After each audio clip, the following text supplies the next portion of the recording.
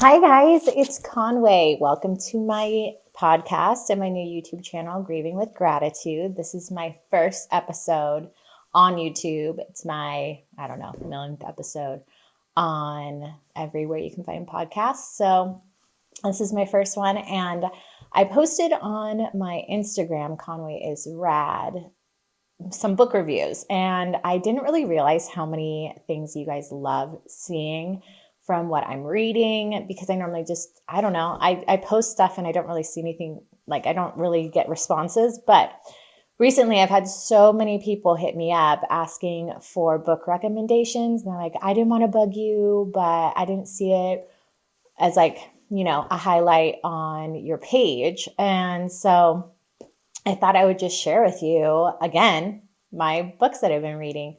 So I'll do another Instagram post as well. So if you want to go to Conway is Rad, you can find the actual post. Because I know I listen to podcasts and I'm walking, I'm doing a bunch of other stuff. So I'm not necessarily able to, go look up everything, but I'll also post it in the show notes. So let's get started. So I'm an avid reader. I travel a ton. And so reading is definitely how I decompress. It's how I relax. I love reading. My favorite authors are Deepak Chopra for sure. Any book that he's written, I am all about. If you follow me online, you know that I post about all the books that I read in the very beginning of my day to set my intentions. It has made a huge difference in doing that, even though, I've been very angsty lately. So, I can't imagine how much more angsty I would be if I didn't have a daily spiritual practice like gratitude journaling. But who knows? I also ate a bunch of almonds before I came on. And I don't know why I did that. When you eat almonds, you always choke on them later. Anyways, almonds, no almonds. I'm going to talk about my first book that I love. So this book I have read easily 4 or 5 times. So how I read so many books is I literally read 2 books at a time. So I'll kind of read one that's a heavy book and then mixed in with a light book. So one book gets too dry or something, I can move on to the next one that's a little bit more lighthearted. And normally I try to pick 2 books that are in 2 different categories, but they're always in self-care. I'm not a fiction reader, so if that is what you have come here for, I don't read fiction. So anyways, so this is the first book that I think I've talked about multiple times on the podcast, but it's called You Can Heal Your Life by Louise L. Hay. I've read this 4 or 5 times. This is definitely a book I won't give away. I'm a big giver away of books as well. Because once I feel like they've served me, they need to be passed on to someone else for it to serve them. But this is one of the rare ones that stays forever. So I've read it multiple times. It's a really, really, really easy read. And basically, it's an excellent book for restructuring one's life and finding self-esteem and self-love is really what it's about.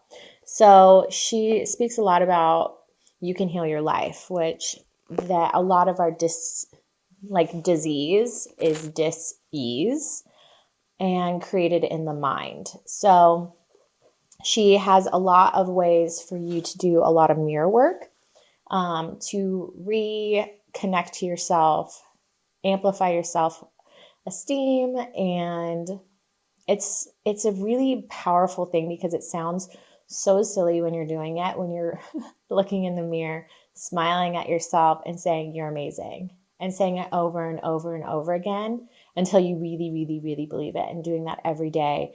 It's so impactful. And that's kind of how you can tell when something is impactful or not, is based on how weird it feels to you and disconnecting. And then when you finally are able to connect with it, you're like, wow, I can't believe I was avoiding myself. Because it's wild. We all are only on earth for ourselves. Really, if you think about it, the only thing you have control over is yourself. And we are so disconnected from who we are and why things are happening to us. So the book is really amazing because she has a chart in the back of it, and it breaks down any of your symptoms. So like one of the symptoms is gray hair. So the limiting belief would be, or like the cause of it would be stress. It's a belief in pressure and strain.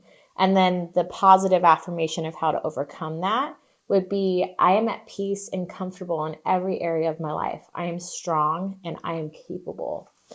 Another one is like heartburn. So heartburn, what's causing it is fear, clutching fear. So the positive affirmation you would work on is, I breathe freely and fully. I am safe. I trust the process. I've done this, actually. I've gone through this when I've had something where it's very weird to me that I'm going through and experiencing. And I've done the affirmations and put them on my fridge. So like being overweight, the cause, oversensitivity often represents fear and shows a need for protection. Fear may be a cover for hidden anger and a resistance to forgive. So then the positive affirmation would be, I am protected by divine love. I am always safe and secure. I am willing to grow up and take responsibility for my life. I forgive others and I now create my own life the way I want. I am safe. The fascinating thing is like we're all very self intrinsically want to know about ourselves, right? Well, when you start looking these up on other people, it is so crazy, because my boyfriend had this like weird cough, and I was like, dude, it sounded like that. Oh, I hate to say it, but it's like that old man cough where it's like breathy and like you're like, dude, you sound like you're 1,000 years old. Like, why are you coughing like that? You're in your 30s. And so I was like, why does he have this weird cough? So I just kind of asked him, let's see. I don't know how to spell cough, obviously. I moved right past it. Coughs. It says respiratory ailments. You can also look that up. And so the cause is the desire to bark at the world. See me, listen to me. And the positive affirmation is, I am noticed and appreciated in the most positive ways. I am loved. So instead of me being like, is this how you feel? I was like, do sometimes you feel like no one listens to you? And he's like, yes, all the time. And I was like, okay. So it's interesting in that way to be able to like help someone else see themselves as well, or just, speak into that area of their life. So it's really, really, really, really interesting. Like, look, corns are like the hard things on your feet, right? Hardened areas of thought, stubbornly holding on to pain of the past. The positive affirmation is, I've moved forward, free from the past. I'm safe. I am free. A lot of the reasons like we have disease and ailments and sicknesses is because of fear and not feeling safe. But like fear is caused by not feeling safe, right? So it's really interesting that the cure to a lot of the stuff is just being seen and heard and feeling safe and protected. And isn't that what we're all looking for in every relationship we're in anyways? So it's really, really, really interesting. My second book, and this is going to be a throwing for a loop one. This is a philosophy book. So it's The Hidden Mystery of the Bible, and this is by Jack Ensign Addington. It includes 227, oh wait, this is a very weird way they put the font, 276 biblical terms and definitions with new thought interpretations. The Hidden Mystery of the Bible. I would like to introduce you to the best guidebook on modern day living that has ever been written, the Bible. If you have thought it was a dull, bewildering, contradictory, difficult, and antiquated book, I hope to show you otherwise. You'll soon see the Bible as a storehouse of inspiration designed to fit every human need, a treasure trove of usable ideas, an infinite source of wisdom, but most of all, a book of life. So I grew up Christian, and this book is super fascinating because it makes the Bible make sense. I mean, because people take the Bible literally, and then it's taken out of context. I mean, the Bible is like such a trigger word for so many people. And so it even makes me kind of nervous even talking about this book, because I'm not going to say that I am, a Bible aficionado. Because I'm not. I don't have any desire to be one, and it's okay. This book is really fascinating though. So I would 100% read it, because the more I have gotten into being in touch with myself and knowing that we are all made up of energy, like we are children of God, which means that we carry the same energy and capabilities. Like in Acts, Jesus says, you will go out and do greater things than even I. And he did amazing healings on people. And he was able to feed thousands from nothing, if you believe that. And I really do believe that that can happen. And I feel like my Christianity now is so trying to, it's either very polarizing, as in like fire and brimstone, or it's trying to just appeal to everyone, versus like what's the actual truth? Like where's the truth in both of it without ego and pastors and churches and the business side of it coming along with it, right? Like where is it relationally? Like how does it affect you? So this book is amazing for that.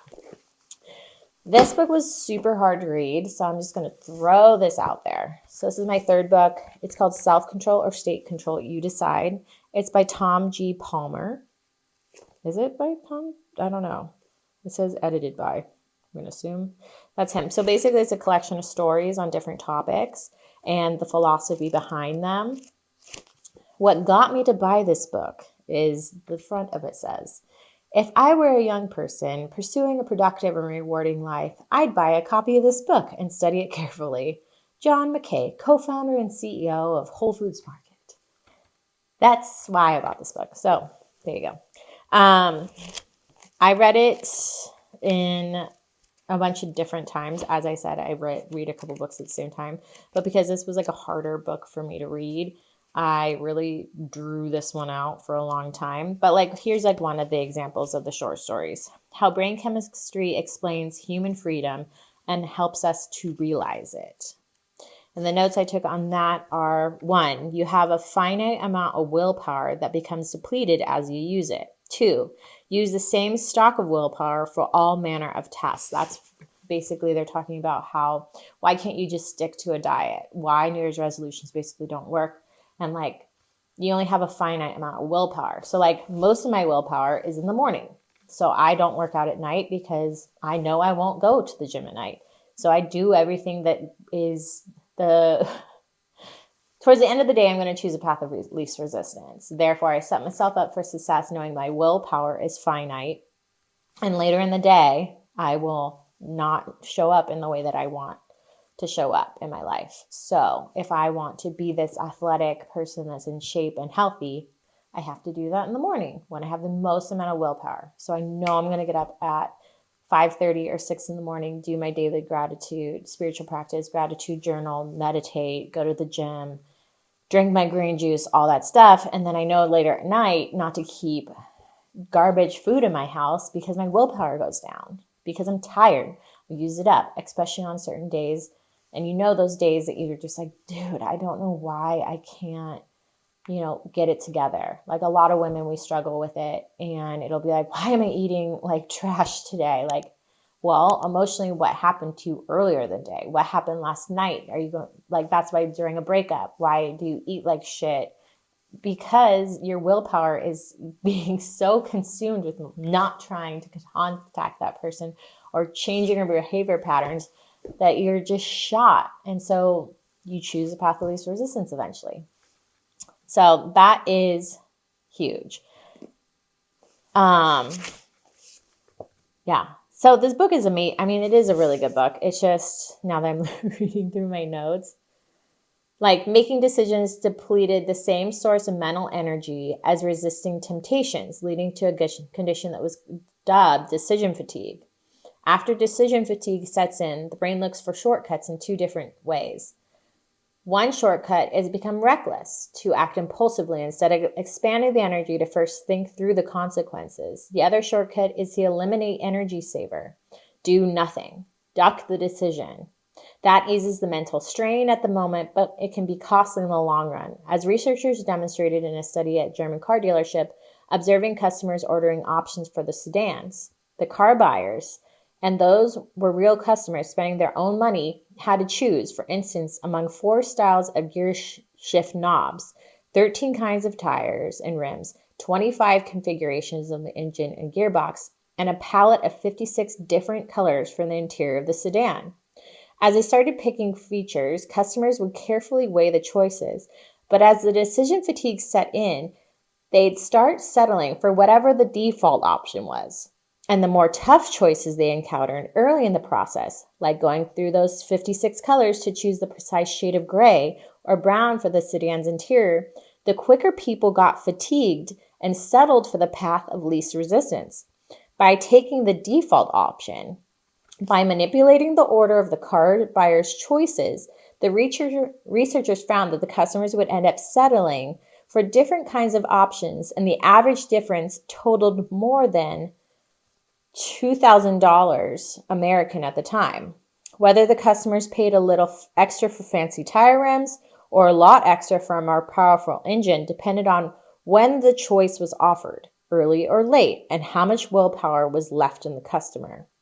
As they observed the effects of declining willpower, researchers tried to figure out what was going on inside the brain. The answers emerged unexpectedly in an experiment that had been designed to test an entirely different idea called the Mardi Gras theory.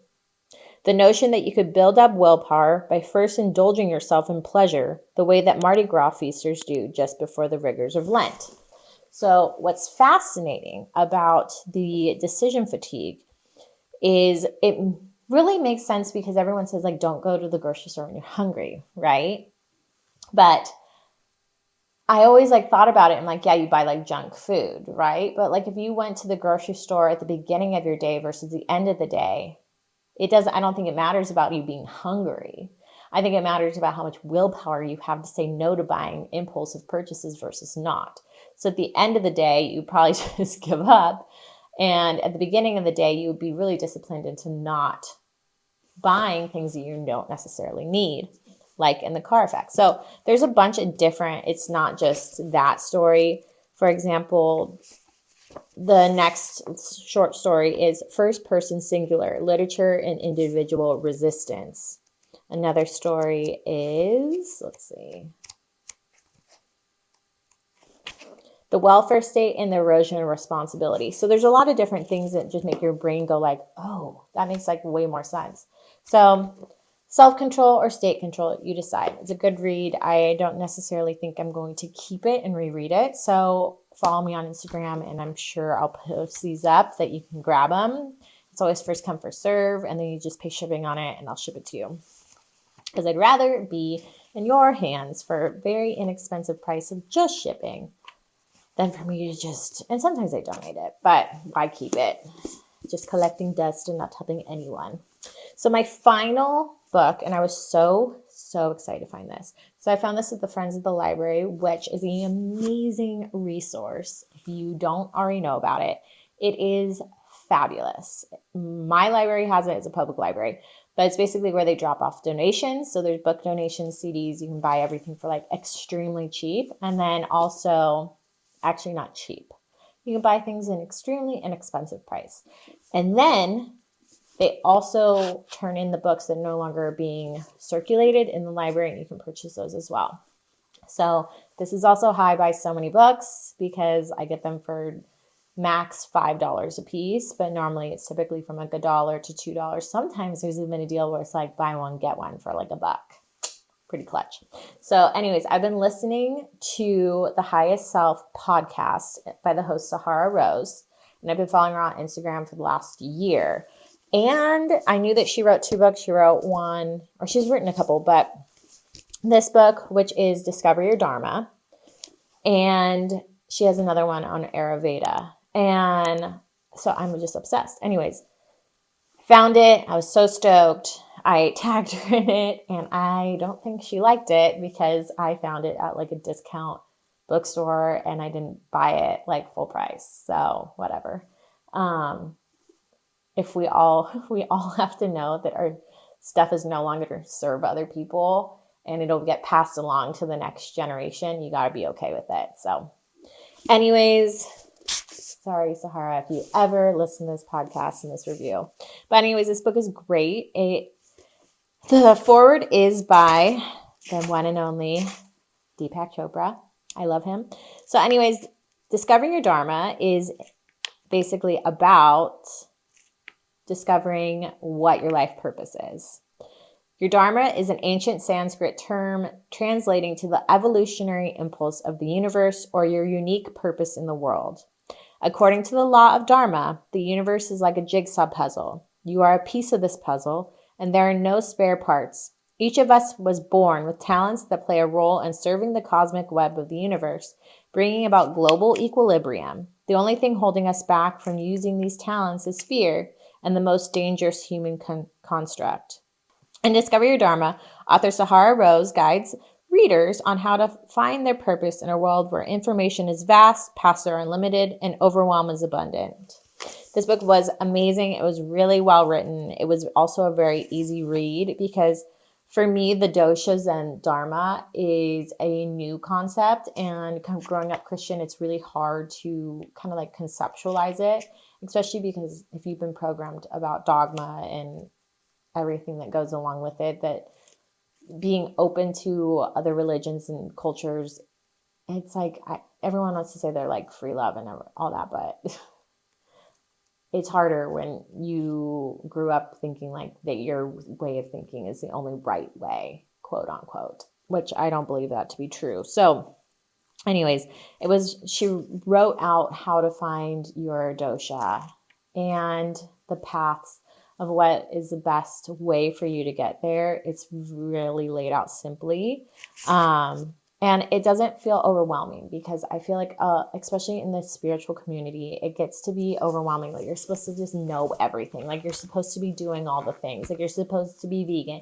You're supposed to be Ayurvedic. You have to be toxic free. You have to be gluten free. You have to do all the different types of yoga. You need to go do breath work. You need to go meditate. You need to go to a sound bath. You need to like charge your crystals and your chakras, and it just becomes this like list, and it's like so overwhelming. You're like, okay, but like what if I did none of that? And so I like that she lays it out really easily, and it doesn't make you have anxiety, because I'm sure that you've read those books where all of a sudden you have like overwhelming anxiety. You're like, I have to change my entire life. Everything has to be different. Like I've read those books where I've literally gone through my house and thrown away everything. Or like, I don't throw everything away, but I donate everything. Where I'm like, I can't eat any of this. Like I can't wear any of this. And I think there's one thing to be mindful and present, but it's another thing to just sit with it and take things slowly at the time that they resonate with you. And maybe at some point you're like super into crystals. Maybe they don't resonate with you as much. Like there's a flow to everything, and that's okay. And there's perfection in literally everything you're doing. So I really like that it didn't give me overwhelm and anxiety reading it. Like, I gotta go do the most now. It's okay. Do whatever feels right to you, and you can always circle back, and maybe it didn't feel right to you at one time, but it feels right to you now. So anyways, I hope you enjoyed this podcast. I hope you have an amazing day. Please subscribe, share with a friend, like my page, do all the things. I'll definitely talk to you back. You can always DM me. And if you ever want one-on-one coaching, I'm also available for that, for trauma coaching, because I am a spiritual psychologist. So if you are feeling ready to transform your trauma into birthing your truth and just taking your power back, I'm here for it. I've done a lot of it, and I still have more to go. And it's been such a powerful process for me. And I'm really excited to be able to help other people experience that freedom in their lives as well. Because I really do believe that the struggles we go through and the trauma we experience is really the catalyst to push us to be amazing people that really change the world, and that you don't have to be defined by it, and it's merely just a blip on the radar. So I hope you guys have a great day. Namaste.